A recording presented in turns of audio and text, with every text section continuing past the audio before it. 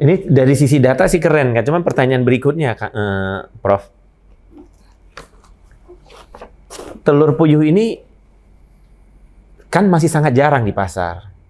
Apakah emang langka ataupun memang marketnya yang belum kebentuk sehingga akhirnya si pedagang ini emang nggak banyak masuk. Contohnya di Bogor aja kan ya di pasar lah, pasar tradisional kan nyaris nggak ada. Ada sih beberapa 1-2 yang jualan telur, tapi kalau jualan daging kan jarang sekali ya. Iya. Nah, gimana itu mengatasi ke depan itu, Prof? Jadi hari ini memang satu kebanggaan kami adalah para petani ini dikatakan sukses adalah bila agribisnis ini ketemu pasar baru budidaya. Oke. Ingat kata-kata itu bahwa agribisnis yang sukses adalah agribisnis yang ketemu pasar baru berbudidaya. Nah, saya dan kawan-kawan yang hari ini tergabung dalam korporasi Asosiasi Petani Puyuh Indonesia atau Peternak Puyuh Indonesia itu dalam memproduksi 10 juta sangat terserap terus oleh pasar, Pak Kang Mus. Sehingga dapat dikatakan kok nggak ada ya, langka ya. Karena memang begitu datang kebutuhannya masih sangat tinggi. Kan tadi baru 5%. 5%. Ya? Jadi kok langka begitu. Karena memang posisinya adalah demand-nya tinggi, supply-nya sedikit. Iya. Sehingga begitu teman-teman kami se-Indonesia delivery ke pasar tradisional, hitungan jam atau hari sudah habis. Begitu, nah ini bisa jadi kan podcast ini besok meledak ini, Bo.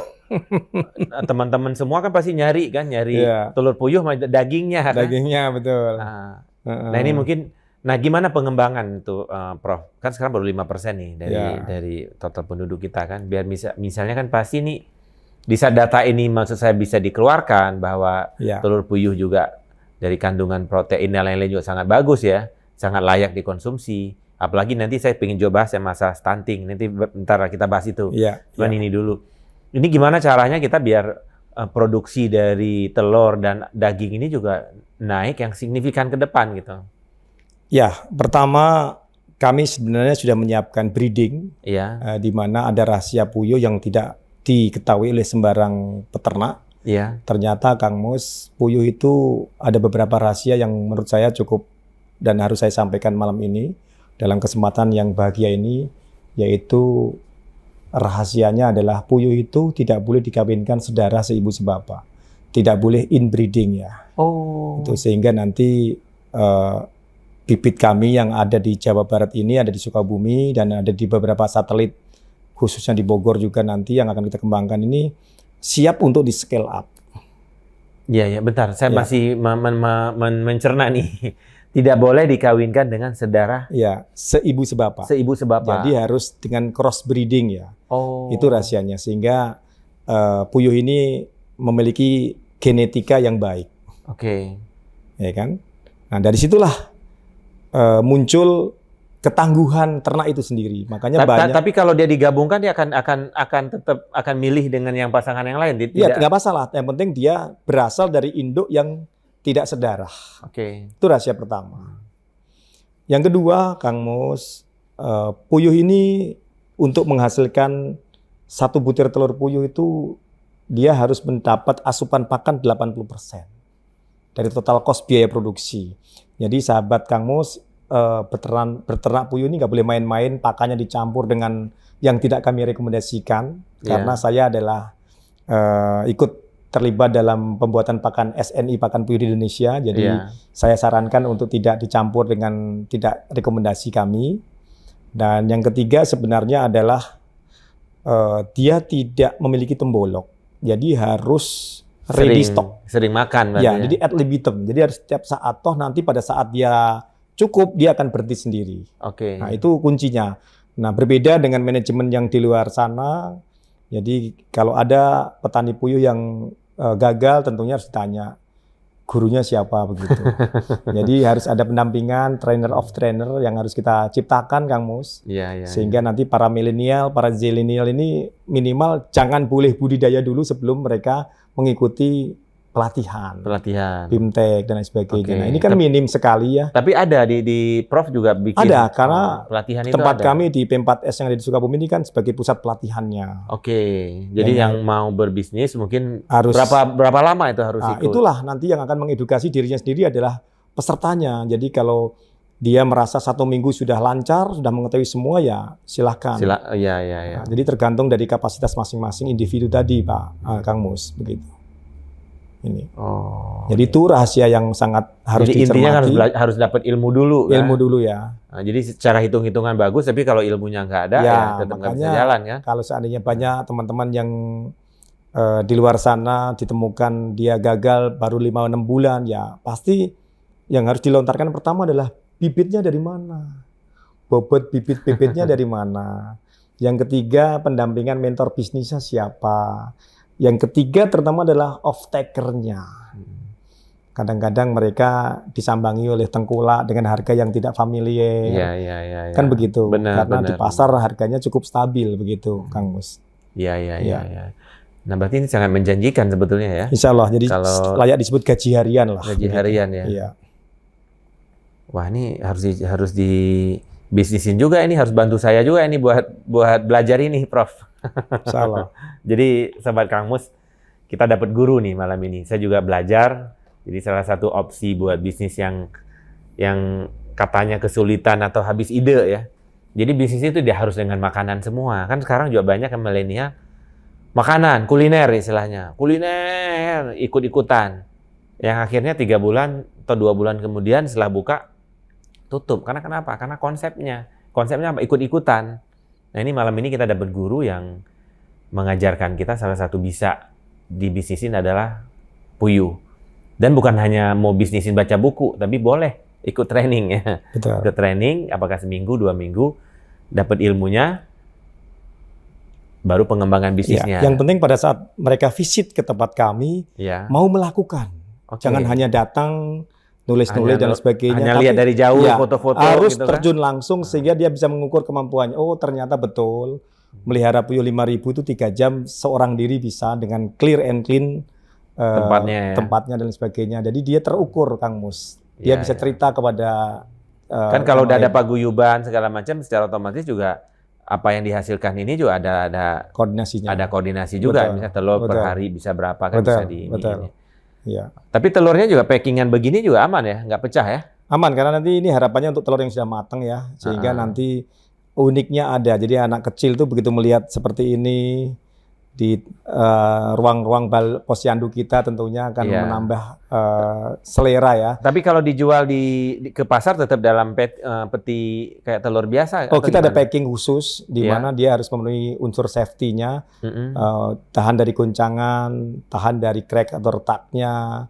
Kemudian rata-rata sih kalau dalam suhu ruang telur puyuh itu punya keunggulan dia 1 bulan saja masih cukup safety ya. Oh, jadi ini bisa tahan 1 bulan? 1 bulan dalam suhu ruang ya. Telur ayam rasanya cuma 2 minggu ya? Ya, ini bisa 1 bulan. Karena memang dia porsi albumin membungkus yolknya ini sangat kompak, Kang Mus. Bahkan telur puyuh kami itu sudah mendapat akreditasi NKV, nomor kontrol veteriner, sehingga kami sudah bisa melakukan penjualan untuk ke pasar modern ya.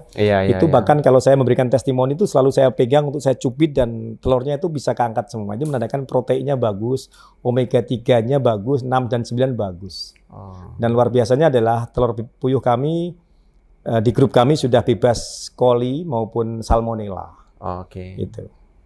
Nah, di budidaya puyuh ini biasanya tantangannya apa aja sih, Prof? Ya, tantangannya ya memang pakan tadi. Pakan. Ya, apa pakan dia sama dengan pakan ayam? Kalau secara bahan baku ya. Tapi yang membedakan adalah komposisinya. Jadi sahabat Kang Mus, kalau kita di sekitar Jawa Barat ini ada jagung, ada tepung ikan yang bisa diganti dengan maggot, ada dedak padi, selesai sudah urusan. Dan ada di lingkungan kita. Ada di lingkungan kita sebenarnya. Nanti tinggal komposisinya, tinggal kita bisa sharing jumlah-jumlahnya begitu ya. Jadi nanti tinggal. Jadi jangan didramatisir kebutuhan pakannya susah. Seperti yang digambarkan harus ada tepung ikan, harus ada bungkil kedelai dan sebagainya.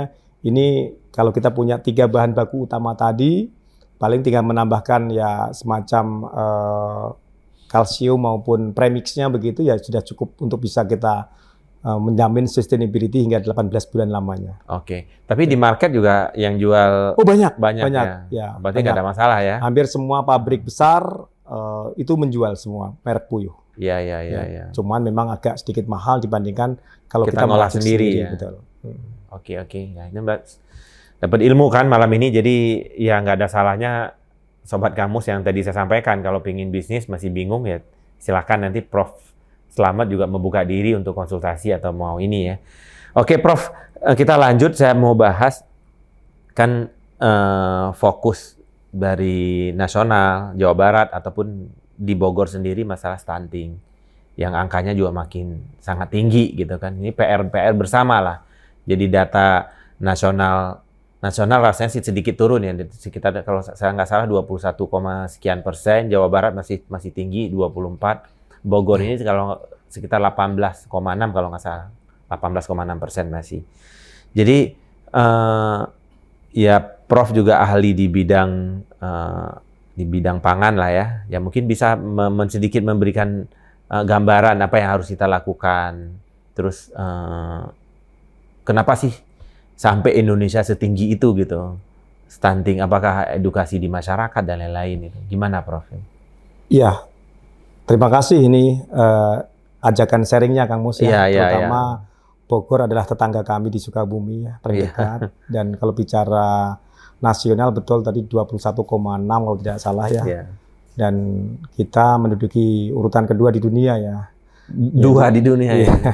Kalau tidak salah seperti itu ya. Moga-moga dengan inspirasi malam ini kita bisa memberikan sumbangsih buat pengambil kebijakan di negeri tercinta ini melalui endemik barangkali unggas asli Indonesia yang tadi sudah kita gambarkan bisa menurunkan stunting barangkali begitu ya. Rasa kepercayaan diri kita. Jadi kalau boleh saya menunjukkan slide ini Pak Kang Mus bahwa ya ada 10 yang sudah kita ketahui bersama untuk mengatasi stunting pada anak ini, terutama perbaiki stunting sebelum usia 2 tahun. Nah, ini kan untuk anak yang bersangkutannya ya. Tentunya kalau hari ini kita coba sodorkan kepada anak-anak kecil, hai nak, ini ada telur ayam, telur puyuh, telur bebek, dan telur ayam kampung.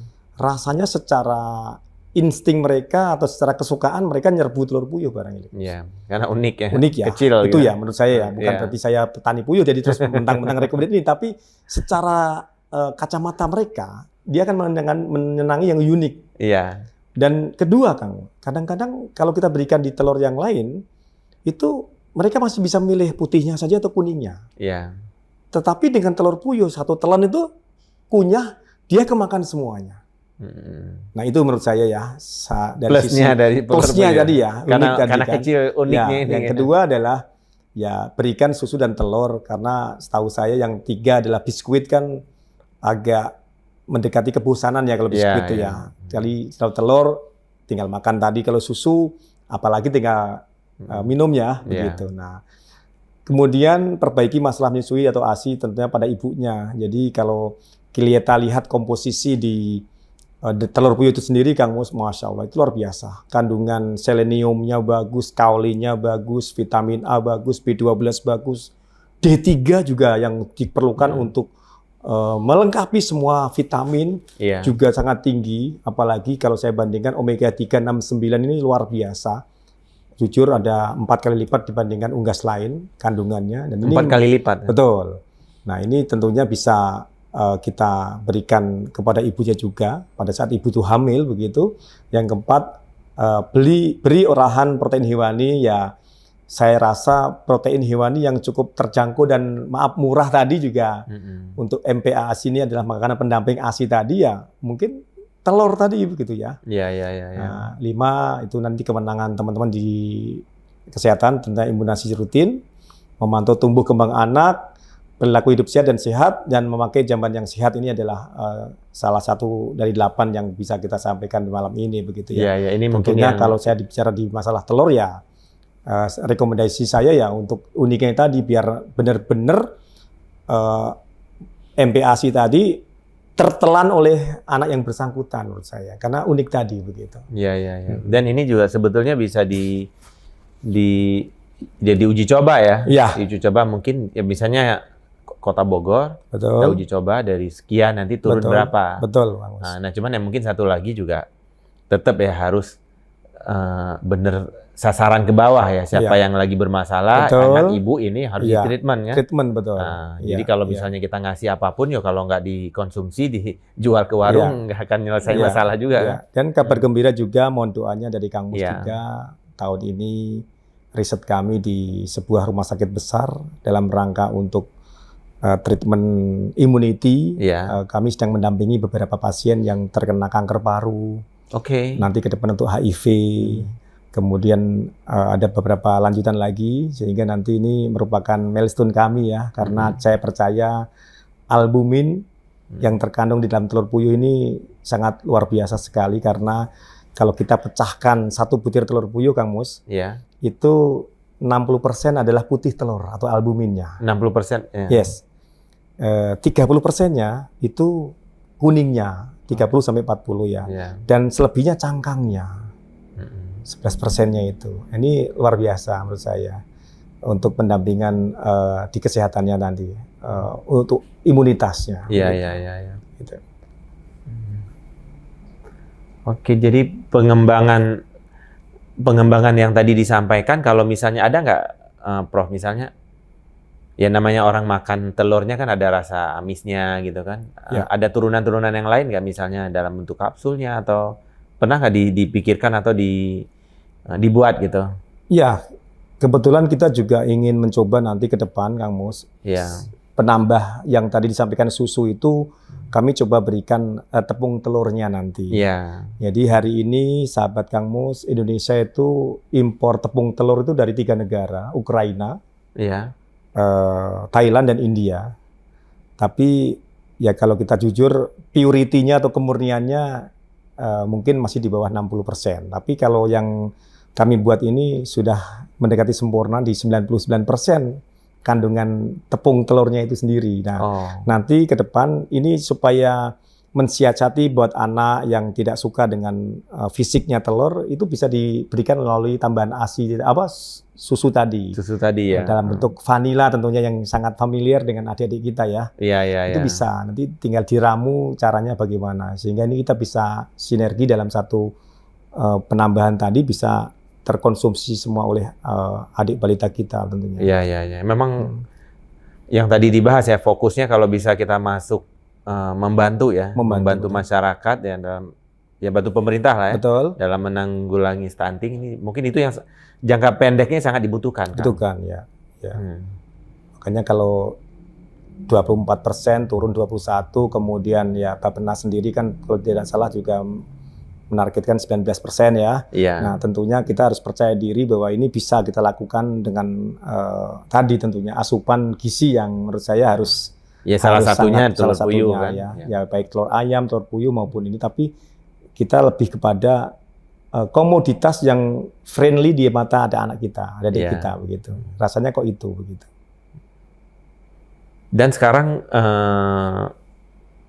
udah mulai diuji coba belum, Kang? Maksudnya kan tadi yang disampaikan stunting ya, apakah di Sukabumi sudah mulai masuk ke pemerintahnya apa belum gitu? Karena kalau dari data yang ada kan masih tetap prioritas pertama kan masih telur kan? Belum ke telur puyuh gitu. Betul. Tapi kami sudah pernah mengumpulkan beberapa responden di pasar-pasar tradisional itu, telur puyuh itu marketnya 2, Kang Mus. Yaitu ibu rumah tangga yang selalu ingat kepada anaknya untuk dibuat sup, maupun rebus biasa begitu. Dan satu lagi adalah kalau kita lihat pedagang asongan, Kang Mus. Betapa pedagang asongan ini rasa-rasanya, sahabat Kang Mus, nggak pernah istirahat mereka. 24 jam ada di lampu merah, ada di terminal. Dan perhatikan, siapa yang membeli dalam satu rangkaian telur puyuh itu? Ada yang tahu? Rata-rata adalah para driver yang benar-benar perlu stamina prima di jalan.